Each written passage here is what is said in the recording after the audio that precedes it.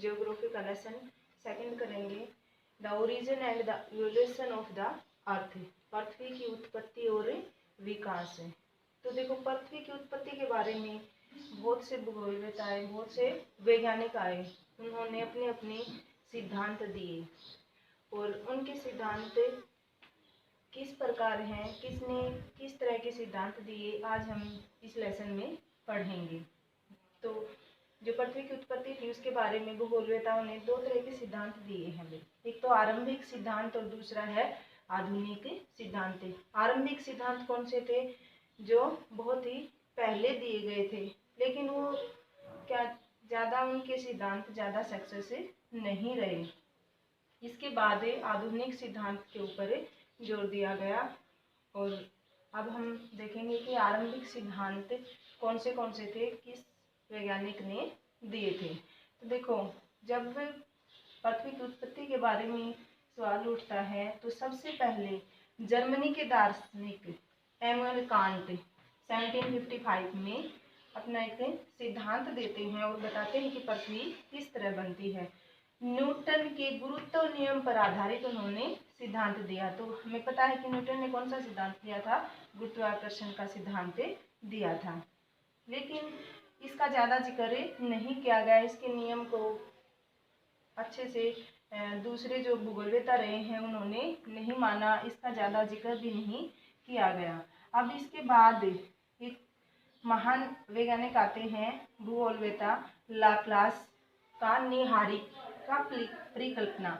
और उन्होंने क्या किया कि जो जर्मन दार्शनिक थे इमैनुएल कांट, उन्हीं के सिद्धांत में संशोधन किया और उसमें कुछ बदलाव करके अपनी अलग से परिकल्पना दी और इसका काफ़ी सफल प्रयास रहा। तो इन्होंने क्या बताया कि एक नेबुला है, ब्रह्मांड में एक नेबुला है। नेबुला क्या होता है?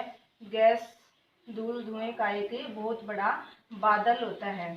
तो इन्होंने अभी बताया था कि गुरुत्व के सिद्धांत को ही संशोधित किया था, यानी कि उसी में कुछ बदलाव किए थे। गुरुत्वाकर्षण बल के कारण उन्होंने क्या बताया, ये जो नेबुला है ये घूमते घूमते हुए अपने कुछ कण इधर उधर छोड़ देता है और ग्रहों का निर्माण हो जाता है। तो ग्रह हम पढ़ रहे हैं कि पृथ्वी की उत्पत्ति, तो पृथ्वी भी क्या है? हमारा एक ग्रह है। तो इन्होंने ये सिद्धांत दिया है।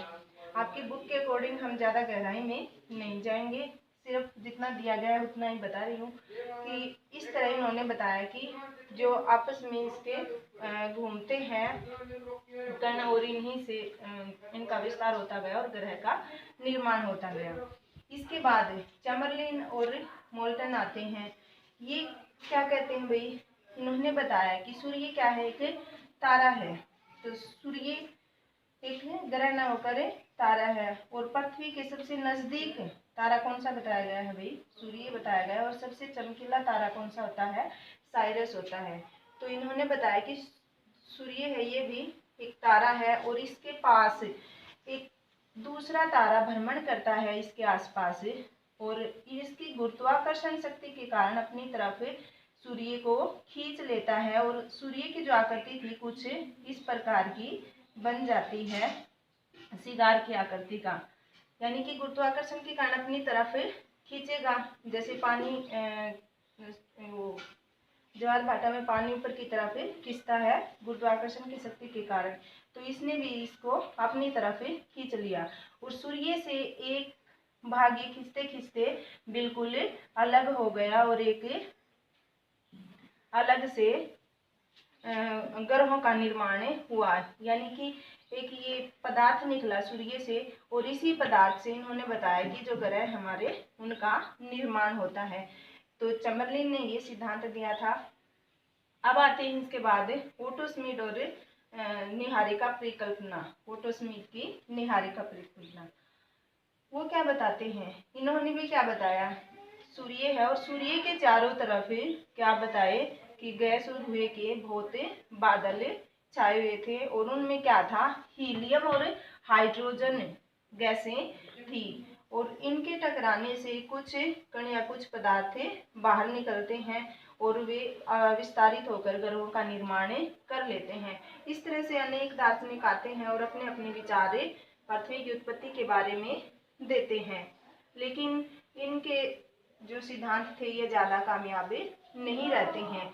अब हम देखते हैं आधुनिक सिद्धांत। आधुनिक सिद्धांत कौन से हैं भाई? देखो, आधुनिक सिद्धांत को किस नाम से जाना जाता है? सबसे जो मुख्य सिद्धांत रहा और पृथ्वी की उत्पत्ति के बारे में भी ये बहुत ही सक्सेस सिद्धांत रहा है। इसी के आधार पर हम पृथ्वी की उत्पत्ति मान रहे हैं और जो अन्य ग्रह हैं और तारे हैं उनके बारे में भी काफी अच्छा रहा है। बिग बैंग थ्योरी या महाविस्फोटक सिद्धांत। तो ये देखो, सबसे पहले 1927 में लेमेत्रे ने दिया था, लेकिन क्या हुआ, लेमेत्रे ने बताया कि एक बहुत बड़ा ब्रह्मांड में क्या है, पिंड है, और उस पिंड में क्या है, घनत्व है, ऊर्जा है। तो ये पिंड, अब इसके कारण का किसी को नहीं पता कि इस पिंड में विस्फोट क्यों होता है। कारण अचानक से ही इस पिंड में विस्फोट हो जाता है और ये इससे अलग अलग दिशा में क्या निकलते हैं, पदार्थ निकलने शुरू हो जाते हैं। और जो पिंड का विस्फोट होता है वो बहुत ही कम समय में होता है, 1 सेकंड से भी कम समय, माइक्रो सेकंड से भी कम लगता है। उसको क्या कहते हैं, कई बार क्वेश्चन पूछा जाता है, जो बिग बैंग में जो विस्फोट होता है वो कितना समय लेता है, उसको क्या कहते हैं, तो उसका नाम क्या है, प्लैंक टाइम। और ये कितने वर्ष, आज से 15 अरब वर्ष पूरा हुआ था भाई। तो जब ये विस्फोट होता है इसका, तो इसमें क्या हुआ, बहुत अधिक मात्रा में टेम्परेचर फैल जाता है चारों तरफ। टेम्परेचर कितना होता है, 1618 की 10 की पावर 27 डिग्री सेल्सियस, यानी कि कल्पना कर सकते हो इतना टेम्परेचर होने के बाद ब्रह्मांड में क्या रहा होगा, यानी कि सारे जो पदार्थ थे वो इधर उधर फैलने शुरू हो जाते हैं पूरे उसके ऊपर, ब्रह्मांड पे। तो जब पदार्थ पिघलने लगा और जो ये टेम्परेचर था ये कितने समय तक रहता है। अब ये भी क्वेश्चन पूछा जाता है कि ये जो तापमान था इतना ज़्यादा कितने समय तक रहता है, तो ये था 1 मिनट 34 सेकंड तक ही इतना तापमान रहता है। इसके बाद ये तापमान अचानक से कम होता चला जाता है, और जब ज़्यादा था तो पदार्थ पिघलने लगे थे, अब कम होता गया तो पदार्थ क्या हो गए, जमने शुरू हो गए। और इसके आसपास से जो ये निकले थे कण, ये भी विस्तारित होकर जब तापमान था तो ये फैलने लगे और क्या हो गया, जमते गए। और इन्होंने क्या बताया, ये सारी जो प्रक्रिया थी ये बिल्कुल अंधेरे में हुई थी और उसको क्या कहा गया, डार्क टाइम। लेकिन ये क्रिया ये प्रक्रिया 4 लाख वर्ष बाद क्या करती है, सूर्य की उत्पत्ति करती है। तो अब सवाल उठता है, जो दूसरे भूगोलवेता थे इसके सिद्धांत, लेमेत्रे ने जो सिद्धांत दिया है उसको नकार देते हैं। उन्होंने इससे क्वेश्चन किया लेमेत्रे से कि आपने बताया है कि ये सब प्रक्रिया अंधेरे में हुई थी, तो इसका कारण बताओ, अंधेरे में क्यों हुई थी। क्योंकि जब भी कोई भी चीज़, किसी भी चीज़ में विस्फोट होता है तो चिंगारियाँ उठेंगी, और चिंगारियाँ उठेंगी तो क्या होगा, प्रकाश तो होना चाहिए था, वो इससे पूछती हैं। लेकिन उसके पास, लेमेत्रे के पास इसका कोई जवाब नहीं होता है। और इसका श्रेय, इस बिग बैंग का श्रेय कौन ले लेते हैं, बॉर्डी और गोल्डी, 2 और भूगोलवेता आते हैं, और वो अपने इस यहाँ तक का सिद्धांत दिया था लेमेत्रे ने, लेकिन वे क्या करते हैं, इसको अपने अकॉर्डिंग बताने की कोशिश करते हैं। और उन्होंने, ये 1927 की बात है, और उन्होंने 1965 में क्या किया, कॉस्मिक वेव एक मशीन थी, उसके अकॉर्डिंग उन्होंने बताया कि जो ये इस पिंड में विस्फोट हुआ था, ये आपस में क्या था, जो कण निकले थे, इन्होंने ये बताया कि ये बिल्कुल दूर दूर नहीं गए। लेमेत्रे ने क्या बताया था, ये दूर दूर हो गए थे एक दूसरे से, लेकिन इन्होंने क्या बताया, दूर नहीं गए, ये विस्फोट होने के बाद एक दूसरे के पास आ जाते हैं। और इन्होंने बताया कि ये प्रक्रिया होते समय प्रकाश नहीं निकला था। और उन्होंने इस बात का जवाब दे दिया कि प्रकाश क्यों नहीं निकला था। इन्होंने बताया कि जो ये कण थे ये न तो प्रकाश को अवशोषित कर सकते थे और न ही प्रतिबिंबित कर सकते थे, इसलिए कुछ दिखाई नहीं दिया। और इन्होंने बताया कि ये इकट्ठे होकर एक कण का निर्माण करते हैं।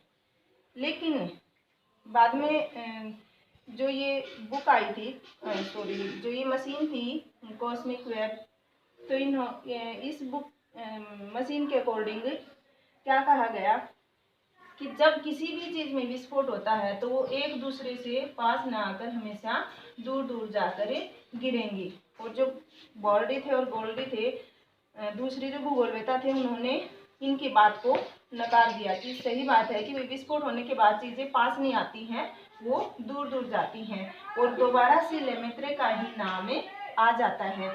और इन्होंने बताया था कि अलग अलग दिशा में जो कण निकले थे वो विस्तारित होते गए और ग्रह और उपग्रहों का आकार लेते गए। इस तरह पृथ्वी की उत्पत्ति होती है।